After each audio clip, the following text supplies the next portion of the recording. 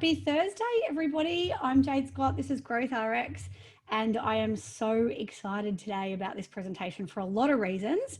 One, firstly, because I love DISC psychometric profiling and offering 360-degree feedback to our team, to other people. It fascinates me. But the second reason why I'm excited about this is because I get to introduce to you this guy here, affectionately known at Western Region Health as Top Dog, but he is pretty much my right-hand man and has been for the last 10 years. So I am proud to introduce to you all Michael Mannix. Hi, everyone. Hi. So Michael is an osteopath. He is one of our supervising clinicians, but he also heads up our leadership team and our cultural relationships and experiences amongst the practitioners.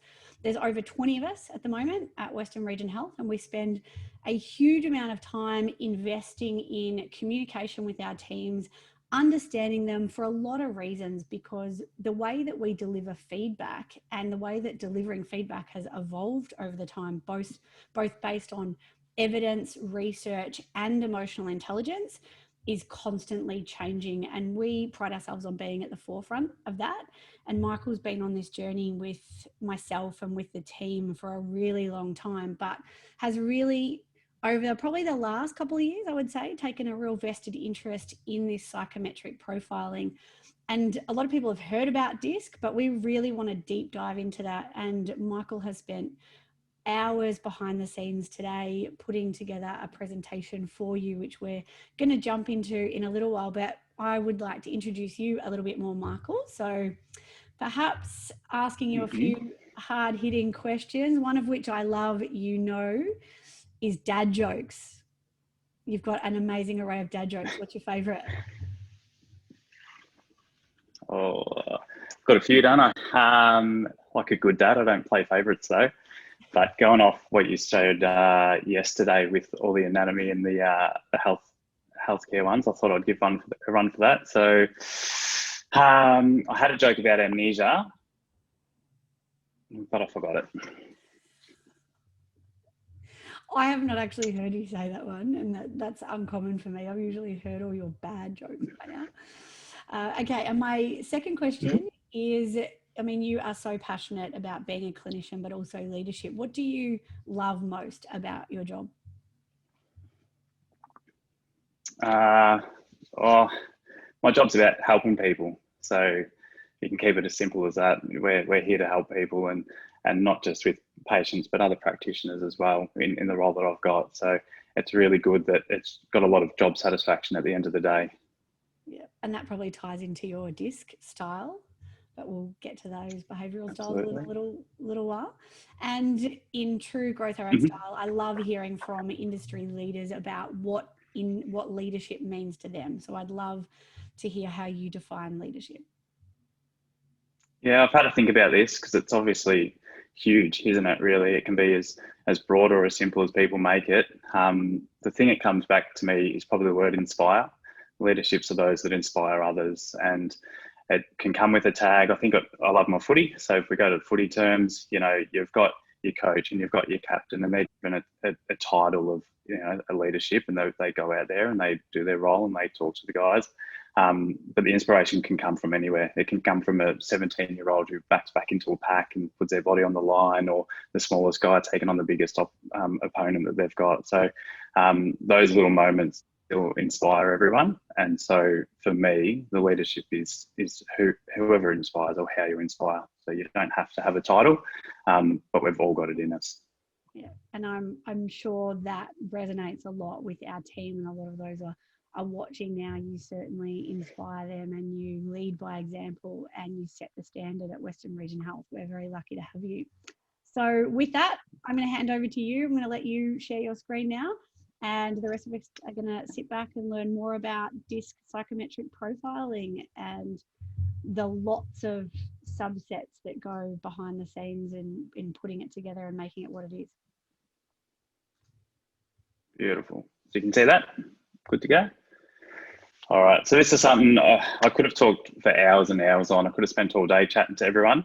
But I've tried to roll it into a nice little sort of half hour. I'll probably go a bit over the half hour, but a nice little presentation that packs a punch and just delivers enough that everyone can get a good understanding and better know what it is and why do I need it.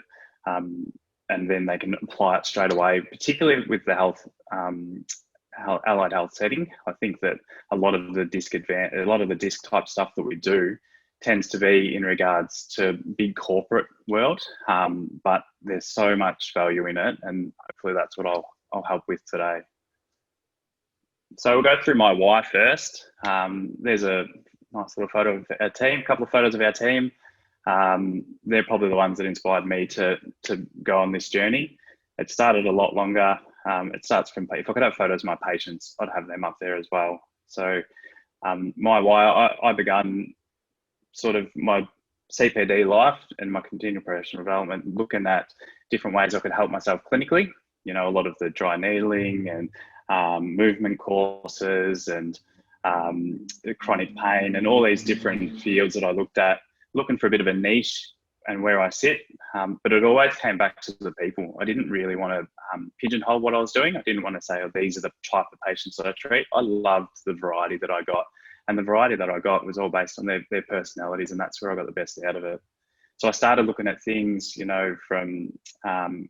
from love languages and doing a bit of emotional intelligence stuff with Hugh Jade, and recently looking at working genius and all these different things that can help from that perspective and help branch out. But rather than spreading myself thin, it was disc that inevitably I became most interested in. And then I started to deep dive and really look into it and research it. And I've listened to hours of podcasts and read books and literature, and there's so much that I found really valuable. And so that's what I'll deliver today.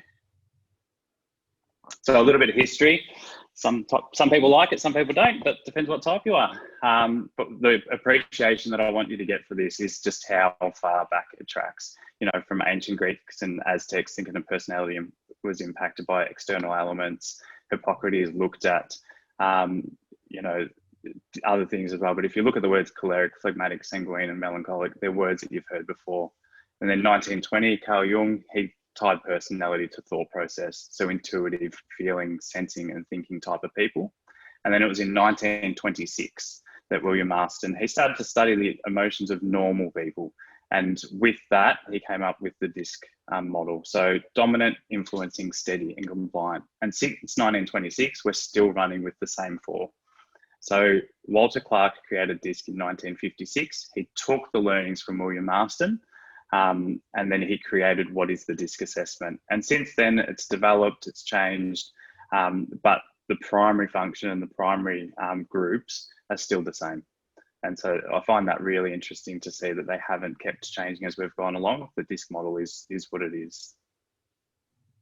So what exactly is DISC?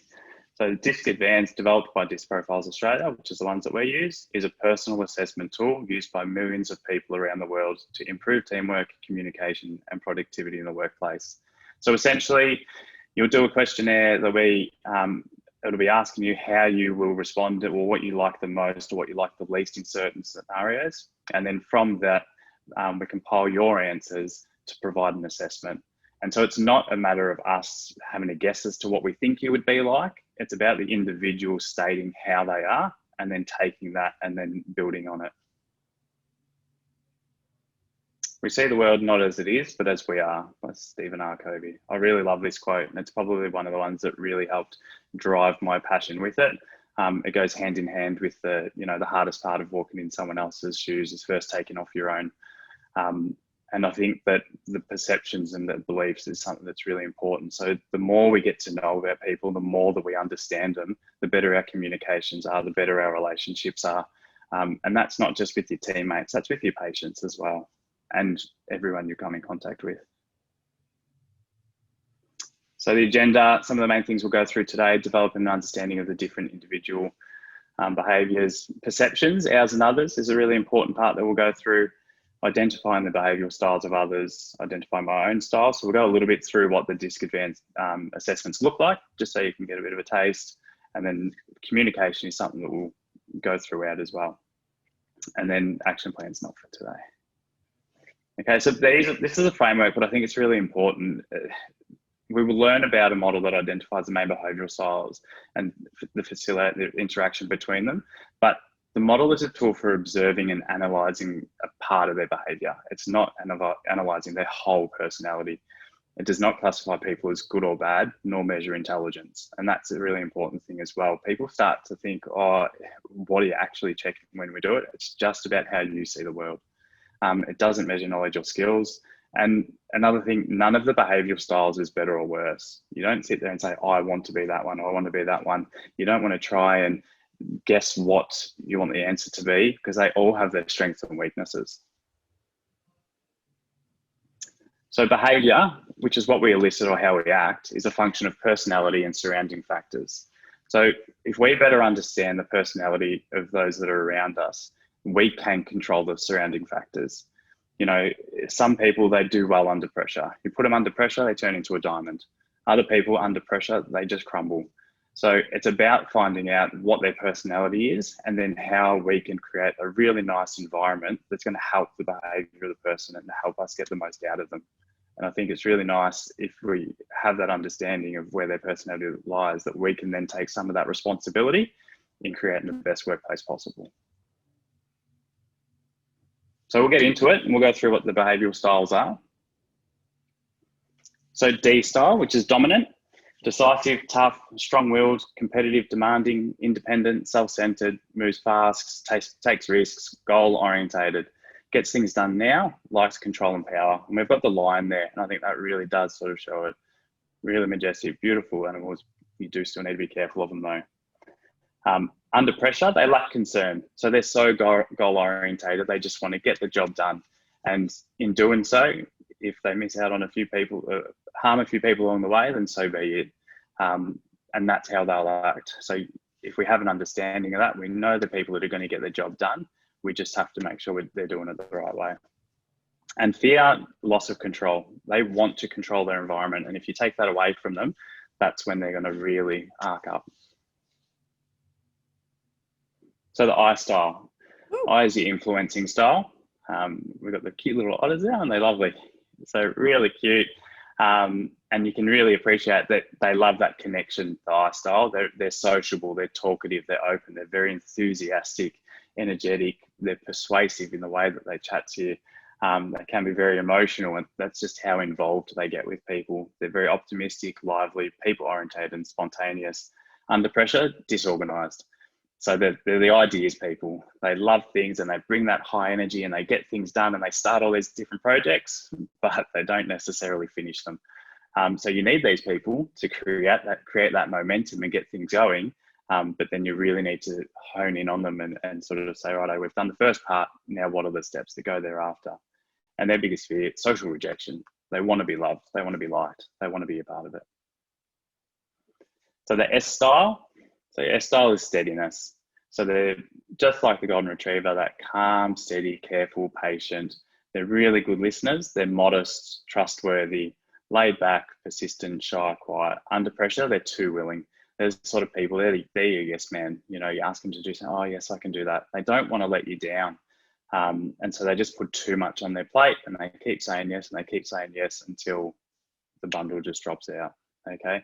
And fear, loss of stability. So they've got their nice harmonic environment, which is easy and peaceful. And if you come through and shake that up at all with any big major changes or anything like that, that's going to really make their mark up, because that's their biggest fear. And the C style. So C is compliant, or I've also seen it as conscientious. It's also been put as A for analytical, and it's been a DISA system in certain places. But the C style, at the end of the day, they're precise, follow the rules, logical, careful, formal, disciplined, analytical. They want the data, the information, very matter of fact. They do things correctly. So they do it once, do it right. They're under pressure, they're overly critical. They're the sort of people that will just keep working until it's perfect. And then at the end of the day, they're not handing anything in. You know, when you're at uni and it says, answer these 4 questions, and they've spent all their time on the first question because they haven't gotten it right to be able to move to the next one. And then as a result of that, their fear is criticism of work, because they put so much time and effort to get things right. For you to come out and say, you know, this isn't great, or maybe you need to work on it, they take it very personally, as they should. And so they've got the beaver there. The beaver just go about their business, very important to the environment, and that probably represents them really well. So there are our 4 major styles. And this ties it in so that you can get a bit of an idea as to when certain ones will come out and when they don't.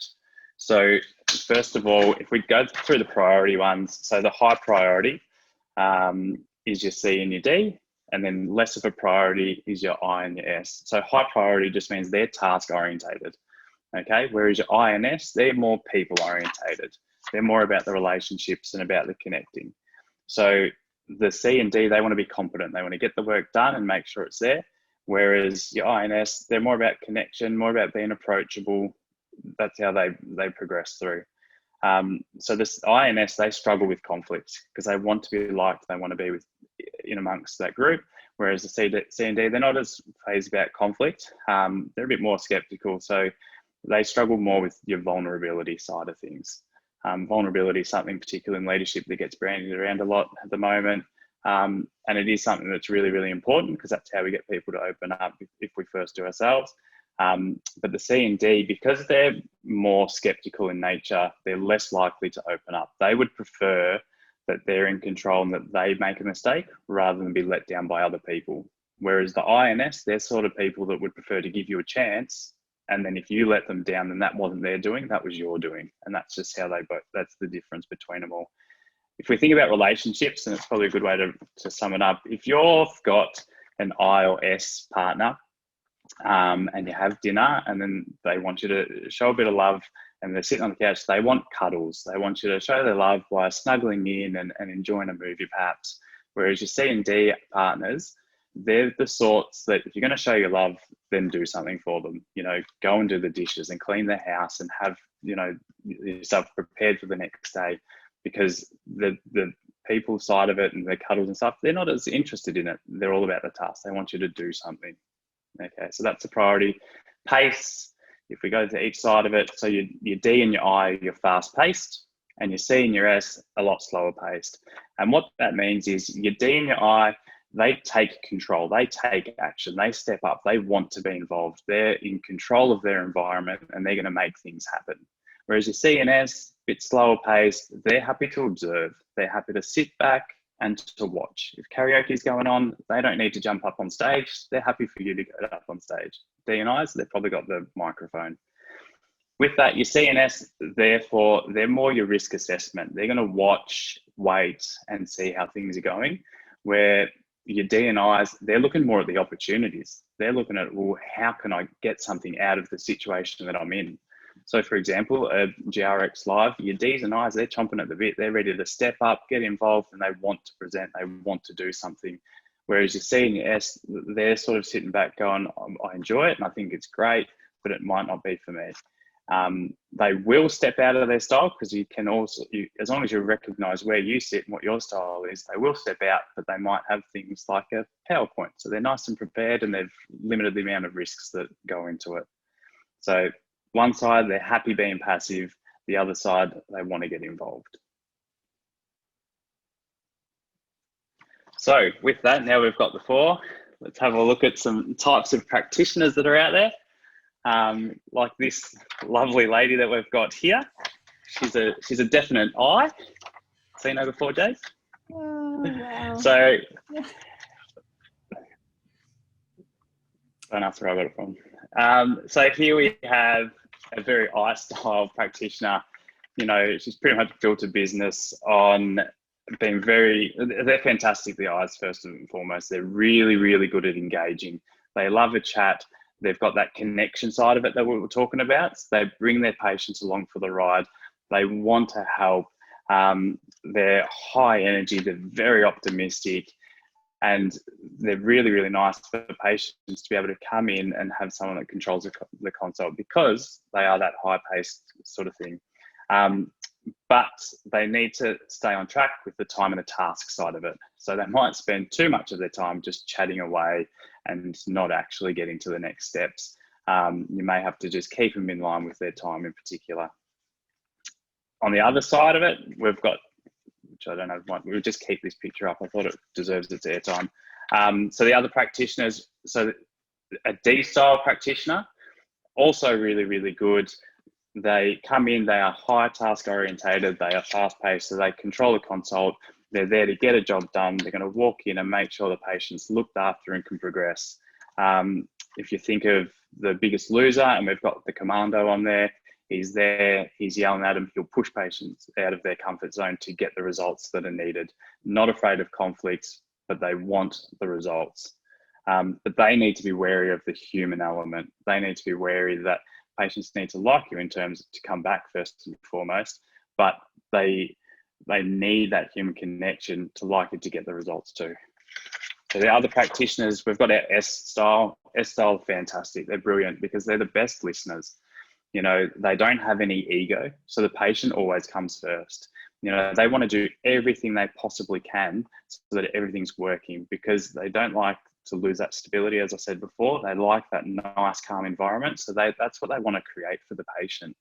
And they've just got to be wary of putting too much pressure on themselves, because you don't always get the results. And sometimes there is going to be a little bit of conflict, because a patient's going to come in and things aren't going to go the way they want it to. And an S type of practitioner is therefore going to take it a little bit personally because they haven't been able to help, which is the one thing they really, really want to do. Okay, and C, again, awesome practitioners, just like all of them. They all have their strengths, and they're brilliant when need be. These are really big problem solvers. They're analytical. They're going to pull apart things and get to the bottom of it. They're slower paced, but that means that they're just happy to chip away and chip away and chip away until they find exactly what this patient needs. They're very analytical, and they get to work on one of the greatest machines going around in the human body. And that's why there's a lot of C practitioners out there, because you're drawn to allied health because of the complexities and the enjoyment they get out of it. But the thing they have to be wary of is that they still need to make sure the patient's coming along with them. They're so task orientated that they've got to make sure that the patient's following what they're saying. They might deliver a treatment plan, which is one of the best that you've ever seen, but without that connection and without that patient coming along with them, we don't know where it's actually ended up.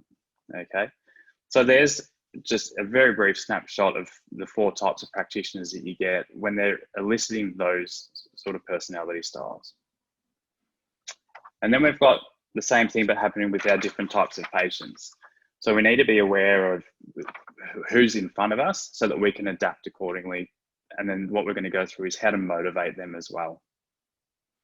So your D-style patients, they're the ones that come in, they know what they want, they're task orientated. They basically tell you, I want you to do this, do this, do this, do this. And sometimes we get caught up in that. And sometimes we get a little bit taken back and go, oh, I'm meant to be in charge here. I don't want you telling me what to do. And we take it really personal. But if we can stop and think, well, I might have a bit of a D style in front of me, we understand that, okay, they cut the crap, they know what they want, and that's what they're there for. So as long as it's safe to do so, as long as we ask the relevant questions, we can still deliver a service that they're after, because they want immediate feedback on what they've said. They want you to concentrate on them. They probably don't care as much about your weekend as the I style will. And they just want it about results. So that's what you really have to keep in mind. And you can't frustrate their desire to start action. You can't restrict their power, and you can't spend time on the non-essentials. So as soon as you say, oh, hold on a second, we're not doing that, and you restrict their power, you're going to lose that patient. But if you have an appreciation that, all right, let's just let them speak, take it on board, and then bring it back of, all right, here's your immediate feedback. This is what we need to do. And this is what's actually going to get you better in this instance in the way you are today. That's really important too. Okay. And then we have our I-style patients. So they're there for the chat as much as anything else. They want you to connect with them. They want to hear about how you went on the weekend. They want to tell you their story as well. They want to tell you not just the first part, but the second part and the third part. And they'll keep on talking because that's what they value. Okay, so you want to be responsive and you want to listen to them. You want to give them assurance. You want to keep up that optimistic vibe that they're bringing as well. And you want to be with them all the time. So you want to make sure that you're connecting with these patients, because that's how you're then going to persuade them to go down the path they need to go down. And you don't want to set unnecessary restrictions, put down their enthusiasm, or react negatively, because then they're going to sit there and go, oh, I just didn't really like him. I'm not sure about him. And you'll lose those people as well. The S style, so your steadiness, these patients, they're very obliging. And again, they don't want to let you down. So they're actually quite a difficult patient in some instances, because you'll ask how they're going and they'll say, good. You know, they're better at listening, not at talking. So we need to encourage them to speak. We need to create a comfortable environment that feels calm, that enables them to start talking. And then as they're talking, we offer praise and really communicate that you're doing a great job. This is what we need from you. And they need to maintain that continuity. What we can't do with them is make sudden changes, be restless, or work against what was agreed. So if things change, we have to sort of prep them for it. If we're thinking that they potentially might need a scan or to see a specialist, we need to prep them for it. You need to give them the steps ahead and show them the thinking that we're getting so that they can adapt to it and be ready for it. They don't want to walk out of a room and go, oh, he's just told me I must do this and I must do that. And it's very blunt. They just don't respond well to it, that style at all. Okay. And your C style, they're very well researched and prepared. They're probably going to come in, and whether it be Google or anything else, they're going to tell you what their diagnosis is and how they got to it and what they need to be doing and what we need to be doing as well. But they do come to us for our professional opinion. And if we don't know, or if we sort of fudge it a little bit, or if we blur the lines, or if we're a bit vague, that's not their style. If you don't know, they would prefer you say, look, I'm not 100% on that, but I will get back to you. I'll need to look that up further, because they've probably already done all the research there is to go with it. So there's no point you're trying to pull the wool over their eyes. So they want detailed information. They want to be open for questions, and they want to give time to think and prepare. Okay, with these guys, they're going to be asking you as you go along, what are you doing and why are you doing it? Or what's this technique? Or how's that going to help me? Oh yeah, and what are you doing next? And where did this come from? And where does that attach to? And so it's great, because the more we talk, the more information you get, the more trust we're building, and the more they're going to like us. So don't keep that information to yourself. You want to be sharing with these people. Don't push them for answers straight away. They need to process what's been done. They're not in that fast pace, they're in that slower pace. And don't pretend to know without having full understanding, as I was just saying before. So they're our patients that we've got. Here is the behavioural chart that you get with the disc advance that we do. So even though I've just talked about the 4 main types, and we've got our DISC, everyone has, you know, meshes and blends of different things. So we've got our pure trait people, and they are out there. We've got our 2 even traits where they sort of sit on the fence. They've got both of them. We've got people that have 1 trait stronger than another. We've got people that have 3 quite dominant traits. And then we do have the opposites that come in. We don't have people that have all 4, because if you have all 4, you're confused. And the assessment actually won't let you do it, because someone that's saying that they go out but they like to stay in, or someone that's, you know, likes conflict but doesn't like conflict, and that just butts heads, it'll sit there and say, well, you've not got all 4. And for some reason, a lot of people want to have more. They think that that's more, you know, oh, I've got all 4 traits, and they think that would be a really good idea. But what it does is it creates a lot of confusion. If you don't have a personality or a particular style that you exhibit, and then people won't know what to get from you. Okay, so Jade, you won't mind me saying, you're a high I. You're a very, very I without anything else. And so we know what to expect from you. We know exactly who you are. You show up and you are who you are, without us having to go, well, who is she today? Or what is she going to, how is she going to respond to this? We can basically guess who's going to be in front of us in regards to whatever environment they're in. So the opposite to I is C. I know that if you ever have to see a COVID safe plan again, you're going to probably stick something in your eye, because that analytical and those rules and regulations things you just don't like. You have an appreciation that you don't like it, so you either get the right people to do it, or when you do it, you go, oh, this is so draining, but I know that it's just not me. Okay, so the environment's much nicer when we know the people that are in front of us. The other thing with it is sometimes you'll see the 3 traits in people that are new to your business. And if they're new, they don't know where they are and they haven't found their feet. Inversely, the people who have been there for a while, they've learned to blend and figure out what things work really, really well throughout the whole environment, so they could also be with several traits. Page 2 of the DISC assessment that we do. This is one of my favorite things, because it shows more than just what you are. Okay, and if we look at the person that's in front of us here, you can see that their adjusted style and their natural style, they're a high C.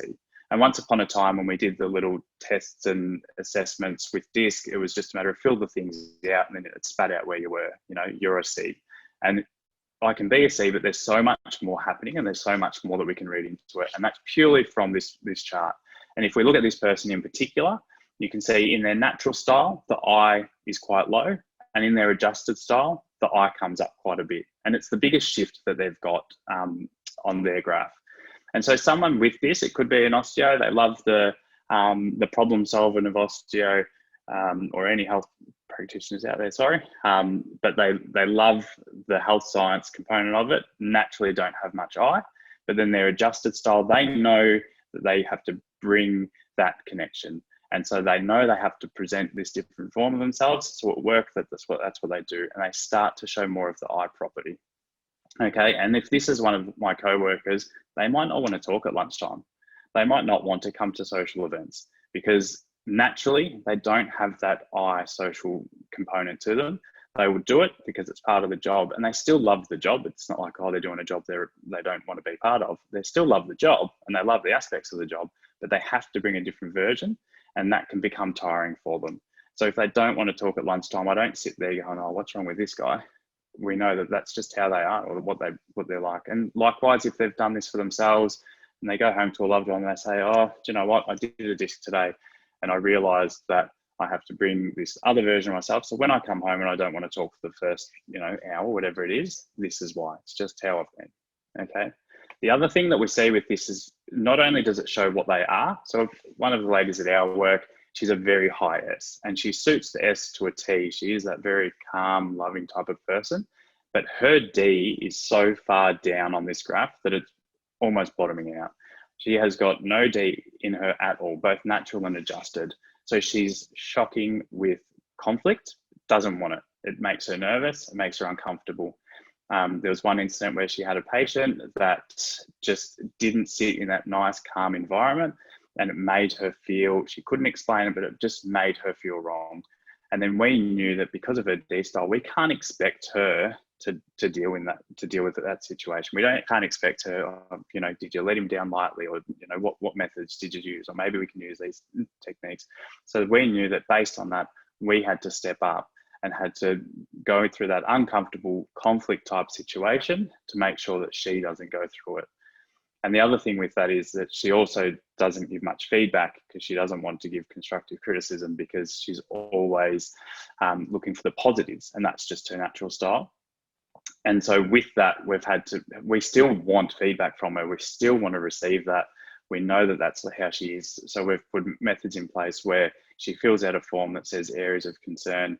And then she's almost letting us down if she doesn't put something in. And because she's a high S and she's a pleaser, she makes sure that she always fills it in, and we get valuable information from there. So you have to look at more than just what the person is. It's also what they aren't, and then where they sit on that. Okay. So here's the behavioural chart again. We can just see the natural versus adjusted plotted on there nicely, which you'll get for each individual. So you can see where they are natural and then what they're having to start to add into their personality. It also gives you a bit of a look at the different types there too. So you can see where it's moving. So D likes control, focused on results, fast decisions, daring, assertive. So similar, all the sort of stuff that we've already sort of talked about. I, you're optimistic, emotional. S, you're steady, low risk. C, you're perfectionist, data's rules. And then you can see those blends where they come into it as well. So I and S, that collaborative approach. So team orientated, persuasive, supportive, peacemaker, flexible. I and D, so they're your faster pace, entrepreneurial, high energy, new concepts, assertive and persuasive, engaging. Your C and your S, so they're your slower paced people. They just want clarity. They want values. They value the rules, but deliver with diplomacy, organized, composed. And C and D, your task people. So practical, value facts over emotions, efficient, high standard. So there we can see just the complexity of it, rather than just this person is a CS, there's more to it, okay? And there's two parts, they're natural and they're adjusted behavior. In the report, we'll also go through, it has your general characteristics, general workplace predispositions, behavioural insights, environmental factors, style considerations, trait intensity and perceptions, reaction modes, communication, advanced related behavioural analysis. Basically, there's a lot more to the report than what we first see. There's write-ups on all of these things, highlighting where the strengths and weaknesses are, how they are in certain environments. It's all in there. So I just wanted to give you a bit of an appreciation that the report's not just URRD or URRC. There's much more to it, and this is where we'll start to see it. With that, one last thing that I wanted to go through is perceptions, because I think this is really, really important. We sort of showed that people can be a C, S, and I, or D, or where they actually sit on that graph, because this is just taken from the graph back here. Okay, so based on this one, this is where they sit. Sorry, this is where they sit. And so it's really important that because you are who you are, you think you come off a certain way. Okay, so the high D, they might see themselves as daring, but those around them see them as argumentative. Okay, there's always positive and negatives to all the styles, and you have to be aware of who you are and who's in front of you to know what you're going to present. So for this person, for example, their highest intensity with the traits is the how low the I is. So with that I being so low, they might just think that they're quiet or even pensive, but other people might see them as suspicious and pessimistic. And so by getting this graph and by seeing where you sit on it, you can say, okay, well that relates to me, that relates to me, that relates to me. Oh, that's how I can be perceived. And so it actually gives you a few words that might resonate with you, and then you can think about how others will perceive you as well. All right, done not bad with time. Good. So there's a bit of a rundown. I've tried to sort of condense it so that it fits in the time frame properly. There were so many other things I could have talked about, but once I open that, it's like opening Pandora's box, and we end up down a very big hole of talking.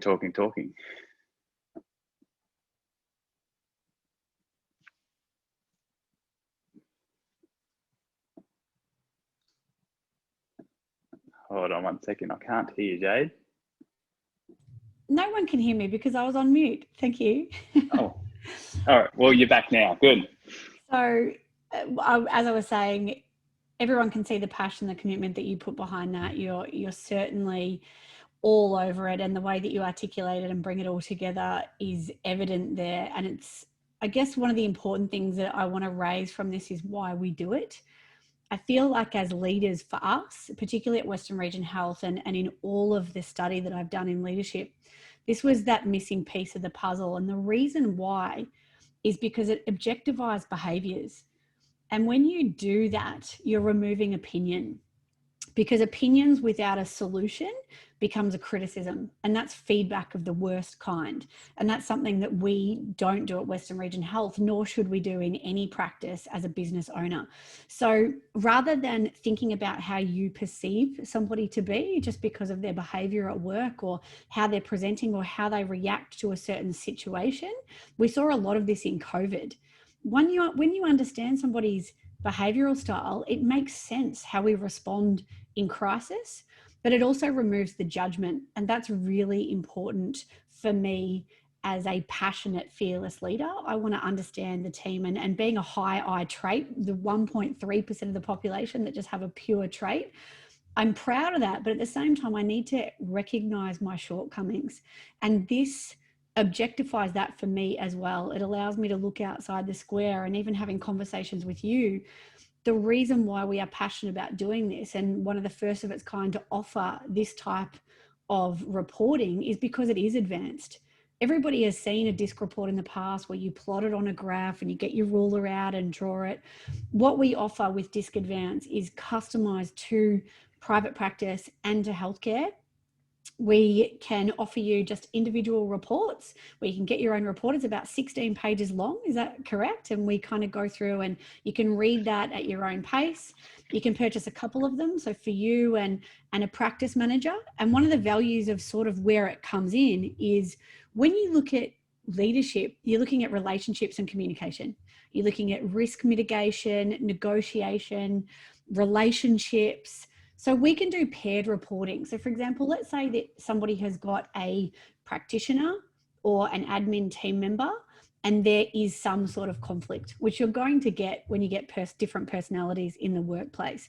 We can create a paired assessment. We're both certified in it. Michael is the person that I'd be handing over to, because whilst I think I'm okay at this, Michael is brilliant at this, and that's who I'd be directing you towards. It is his passion, and we're really proud to be able to offer this, but it is very, very detailed. It's not like the normal disc that you do. It has evolved over time, and it is so many layers behind it. But you might just purchase 2 reports and we can pair them up. That's something that we're doing complimentary at the moment. Or one of the other things that we can offer is some private consulting, whether you're a business owner and you want some reporting done for your entire team, and then we can do team reports, which is pretty amazing. We've got our weekend away this weekend, and Michael has been putting together all of our entire team on one chart. And that is so amazing to see, because one of the things that we do, and it's possibly my fault as a high I, is I generally don't gravitate towards slow-paced, task-orientated people. And so we don't have many C's in our team. And that for me is huge for me to know, because C's bring so much value to a workplace, but they don't make up a lot of our team. And that's a hole that I'd really like to fill. So at a glance, at a bird's eye snapshot view, you can see your team, you can see their strengths and weaknesses, and you can possibly see where some other behavioral styles need to be brought into your organization so that it can thrive. And by doing this, and particularly focusing on this over the last year, our retention has gone up in patient retention, which means our relationships are getting better. Our patient outcomes are getting better, and we're providing exactly that patient experience and that client service that puts us above the rest and distinguishes us from others. So the value in this, for what could be a $150 report, you get all of this stuff. And this isn't a sales pitch. This is literally what we do. I invest so much money in this because of the value that it brings. And hopefully you've seen a little bit of that today, and you've seen Michael's passion, and being able to work with him one-on-one on a consulting capacity is brilliant, because we need 2 different types of things here. And that's what I'm going to get Michael to extend on now. We need to understand behavioral styles, and there's other things like Myers-Briggs, personality types, behaviors, and then the adjusted behavior is really important. And a great example I can give for that is, I'm a high I. I love to influence, empower, inspire, all the I words. But during COVID, I had to come in and become a D. I had to make decisions. I had to be very directive. I had to have some difficult conversations that I didn't necessarily like, because it's not part of my natural behavioral style. So I had to go against every part of me that I knew that was natural and become somebody else in the workplace. And I can tell you now, if there's other I's out there, and I business owners and practitioners who all of a sudden have to constantly make decisions, that's where my responsibility fatigue came from. You would think that I'm direct. You'd think that I love making decisions. You would think that I love being and having direct conversations, but I don't.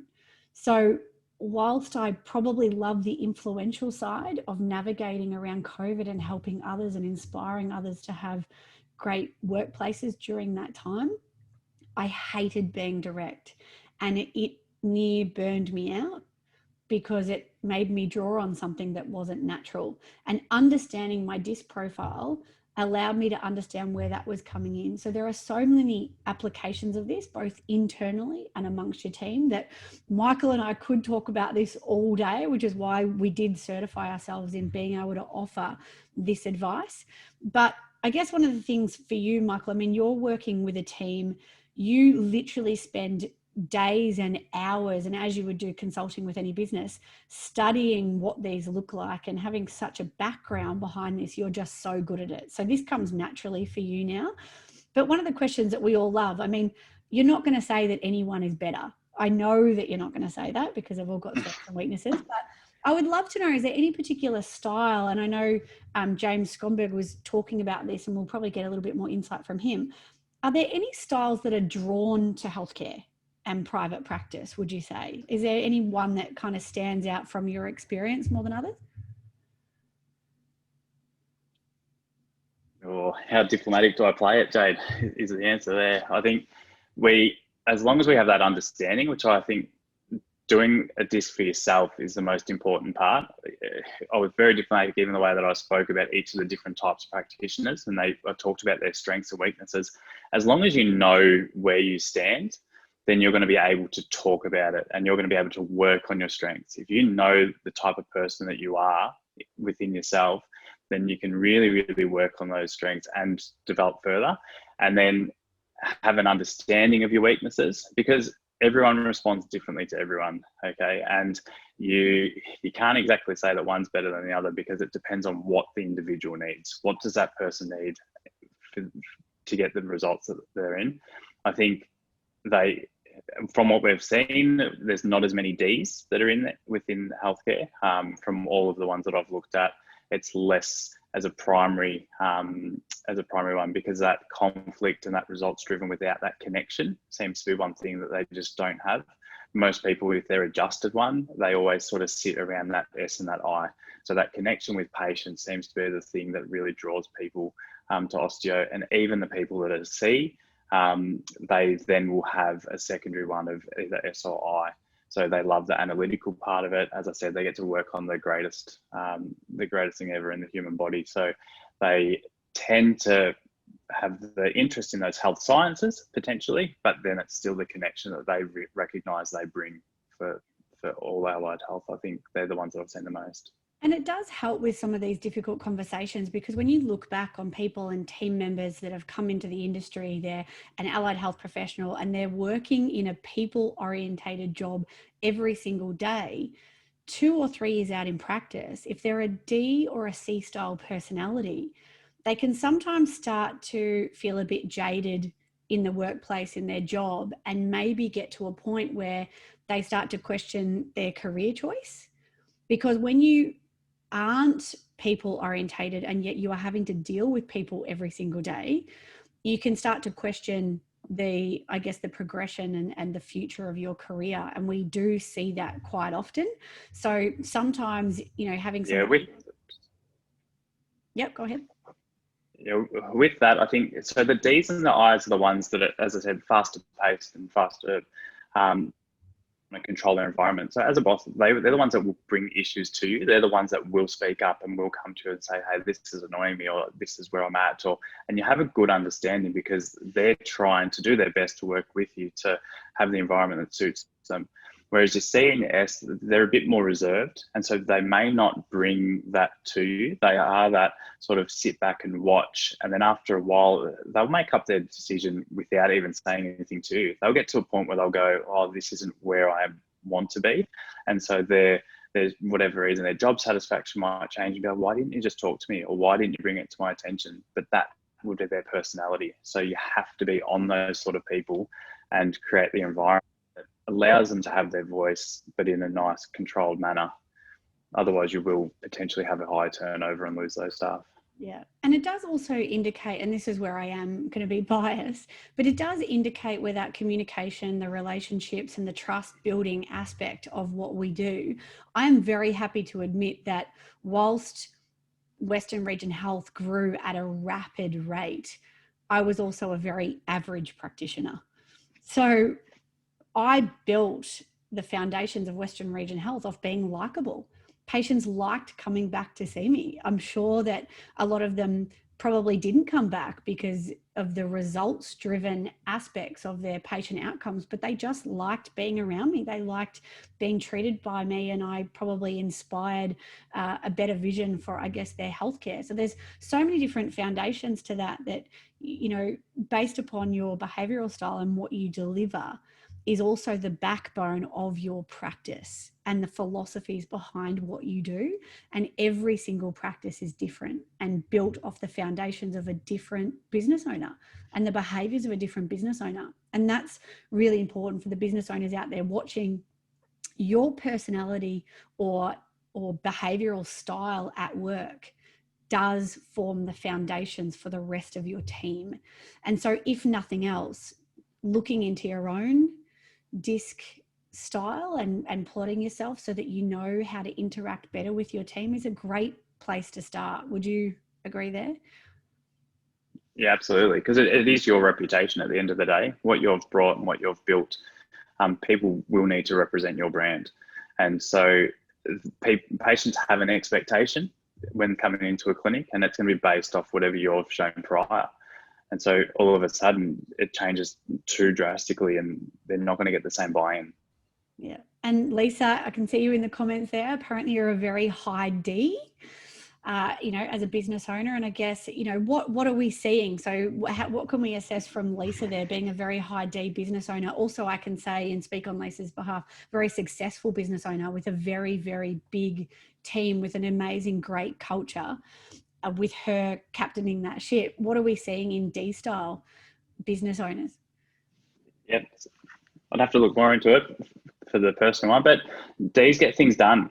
So at the end of the day, they're results driven. And as any healthcare practitioner who's results driven, it is still beneficial. So she's the one that steps up. Patients are coming back because the results are there, and then from there she's not going to be as because they're fast paced, so she's not going to sit back. She's going to want to own a business and then create one that's going to be big and going to be successful, and that's where she most likely will sit into. Yeah. And there you go, Lisa, you were destined to only ever be a business owner. I could never imagine you working for anyone else, but you are always very, very active and very driven, and always on to the next thing, learning, evolving, changing, adaptive, and very, very innovative. So that definitely from our experience suits your style. But, obviously there might be some adjusted behaviors and stuff in there that'd be really interesting for you. So I'd love to be able to go through that with you, and probably one of the best places to start would be one of these disc reports with your leadership team, and it just delivers so much information. So, but off it would have been interesting to see. It would have been interesting to see early days as well. Like, we become what we think we need as well. So my style has definitely changed from when I very first did this. I was an S, and that would sum me up very simply. And then as I've grown and with the leadership side of it, and even more public speaking and things like that, the I started to really show out. So now I'm an IS with I dominant. So we do become what we need, basically. So she may have started off as not as a D, or she's always wanted to push, but people do change. So that's something to keep in mind too. And it is good to note that, because when I first did my own disc profile probably 4 years ago, I was an ID. So I did have some D traits that have totally dropped away over the last 4 years. And one of the reasons I can account for that is D for me now is to delegate. I don't have to make decisions anymore, and I like to delegate those out and basically handball a lot of the decisions to other people, which I can do with a lot bigger team. So that's really interesting to note. But the other thing, and you did touch on it in your presentation, which I think is really important, is even if you don't understand or don't know your style, just from what we've learned today, acknowledging that these behavioural types exist, and knowing that we can't pigeonhole any one patient or client in, and having a global perspective of where people might fit when we are dealing with them is really, really important. And as you said, those D style people, they want to be practitioner directed. And then you've also got the S style who want to be patient centered. It's all kind of about the emotion. The C's want detail and education. And then you've got the I's who are just like, tell me what to do. I'll do whatever you want. Let me be a part of it. So there's 4 collective things there straight away. And we see those patients and clients every single day in practice. So learning more about this, even if it's just re-watching this presentation now and understanding that, there's so many takeaway messages from this and how you've put it together, something so vast. And one of the things that I want to credit to you is that this is so big. There are so many layers behind this, and being able to break it down as you've done was a really, really hard task, particularly doing it in half an hour. I mean, you spend a half day with teams when you're working with them one-on-one at the very, very least. So to be able to compact it all into half an hour, I think you did brilliantly. And I know that when you work and when you do consultings, you bring so many examples and humor and pictures and videos that it really is an amazing exercise. And now I am selling it, because I'm selling you because you're so brilliant at what you do. So is there anything else that you want to know or that you want to deliver, about the process that you go through and what it kind of looks like if you were to go ahead and work with a team. I think the basic offer that we do is for 5 reports and like a half day. You can always buy individual reports on top of that. They're $150. I'll organize a discount for people who are interested, who at least just want to get their own report. Yeah. But what would people expect if you came in and spent the afternoon with their team? Yeah, I think that what we've done today is just a snippet of the styles and how it might be with the practitioner, or how it is with the patient, just so that people could go away with something tangible and start introducing it day to day. The workshops are obviously a lot longer, and we go into a lot more detail about what your team is and who you've got, and how what environment they sort of will thrive or struggle with. So much more detail, and that's why that back page of the presentation just showed, that was all just the subheadings. So all of them will have a lot more detail. And I think that it then becomes a lot more personalized. So it's a lot more personalized than today was more about what you're going to see in society and the people that are out there. But then we actually start to dive deep into the people that you have and what they like and what they don't like. And then if there's any sort of conflict resolution that you might need, then we can start comparing people and doing paired reports, or even just looking at the environment that you've got. So the team that you've got, and then who will thrive in what sort of environment. Absolutely. And look, at the end of the day, any business, any industry that is dealing with services and people, we've got a duty of care to get better, to do better and be better at our relationships and our communication. If there is a tool like this that can objectify some of that and remove those opinions, then this is a wonderful place to start. And I can talk from example. We've been doing this for 4 years, and I would definitely say, removing all bias, that our team are better for it, and that our leadership team know how to navigate these conversations to get the best out of people so that we can influence and inspire and create impact amongst our teams. And, it's something that we're really thrilled to be able to offer. And hopefully now, with a few of you listening to this conversation, that you're driven to be able to introduce this into your workplaces as well. Or possibly those of you who've done a DISC profile in the past, you'll see how much more advanced this reporting is, and maybe you want to redo it yourselves, and you just get the report emailed to you. You can store it in your file and you can look back on it at any time. Did I cover everything for you, Michael? I think so. That's pretty good. So we've got our weekend away. I know a lot of our team are watching at home. We are so excited. Michael and I have put so much work behind getting this all together for you, and we can't wait to deliver that. Everybody who is watching at home, thank you so much for being attentive. Some of this stuff can be a little bit daunting and overwhelming when you're hearing it for the first time, but if you look back and watch it again and deep dive through it, there is so much value to bring here, and I'm really grateful for you putting the presentation together. Thank you, Michael. Thanks for having me. Bye. Thanks, everyone. See ya.